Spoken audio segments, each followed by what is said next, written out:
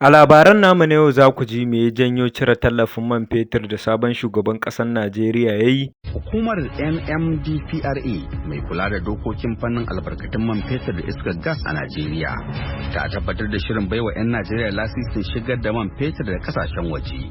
Biyo bayan cire tallafin man da sabon shugaban ƙasar ya sanar. Kamar yadda za a ji a wannan tattaunawar da wakiliyanmu Halima Abdur'uf ta yi da shugaban hukumar NMDPRS Injiniya Faruk Ahmad.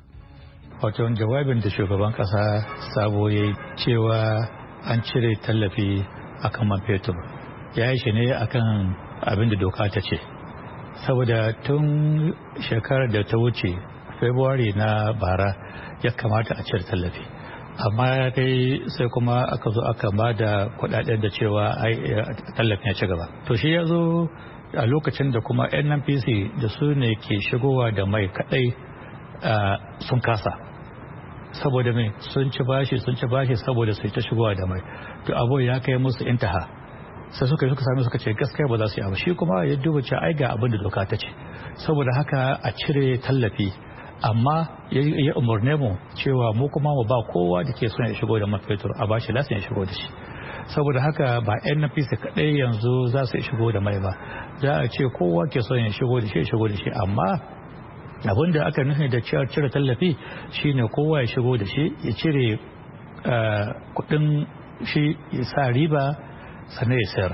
Saboda haka yanzu babu cewa ga kudin da ya kamata a sayar da mai, ya danganta da kudin shigowa da shi da duka na dakon shi da aka yi daga teku, depo da ke can teku har zuwa ko ina a kasar Najeriya, sai a ce to gashi sai su sa riba a su sayar. Waɗanne tanade-tanade kuke da shi a ƙasa na yanzu don sa ido, tun da dai ku ne masu yin dokoki a fannin albarkatun man fetur da iskar gas, na neman wasu na neman ƙazamar riba akan yadda suke shigowa da kayayyaki wanda ke kawo tashin farashin abubuwa. Akwai kuma wata jam'iyya ta ƙasar Najeriya wadda ake ce ma FCCPC, shi bai wata hukumar gwamnati wadda ke kula da cewa ba a cutar jama'a ba a yi zamar riba ba. Shi Malam Tunji wato shugaban gurin mun yi magana, shi ya ce lalle shi kuma in an kawo wannan lokaci da mu da shi za mu haɗin gwiwa mu tabbatar da cewa ba za a cuci mutane ba. Kuma mun riga mun gaya ma jama'a mutanen mu cewa kowanne zai dafo fetur station gidan mai a tabbatar da cewa an sayar da yadda ya kamata. To amma su ma yan gidan mai abin da suke jira, to me ya kamata a sayar? To kuma ba za mu sa cewa ba kayyade farashi ba, saboda mai kasuwa za ta ce ga mai saye ga mai sayarwa.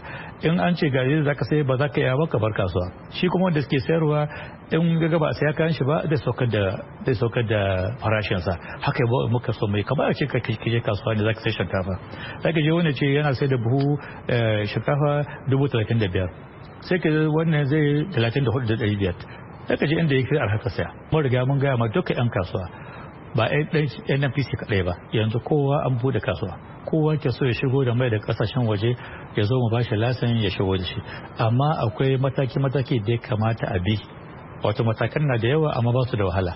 To kowa ke so in ya zo na ma'aikatan mu za mu bashi takardu da zai nuna matakan za a yi, takardu da ya kamata a yi, a tabbatar da cewa shi kan shi wanda ke son shigo da mai zai shigo da mai kyau, ba wai je samu wani gurbataccen mai bai kawo saboda shiri ba. Mun ja kunnen ma'aikatan mu, kuma mun sa kama na'urori wanda za a gwada in an shigo da mai, sai an yi testin nashi an gani cewa na kwarai ne ko ba na kwarai bane.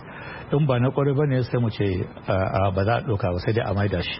Kuma ɗaya biyu tun daga lokacin da muka samu wannan matsala bara, kuma duk lokacin alhamdulillah ba mu sake samu wannan matsala ba. Kuma mun ce musu duk wanda ya ratsa doka, shi ma doka za ta yi aiki a kan shi. Akwai dillalan man fetur da suke ɓoye nasu, waɗanne shiri ko kuma waɗanne mataki za ku ɗauka akan irin waɗannan da suke ɓoye mai da kuma waɗanda suna sayarwa akan farashin da bai kamata ba, tunda dai ba a riga an shigo da mai sabbi da za a ce ya kamata a ƙara kuɗi. Masu sauraro, kada dai ku manta ku danna mana subscribe, kana ku danna mana ƙararrawa domin samun shirye-shiryenmu da zarar mun ɗora.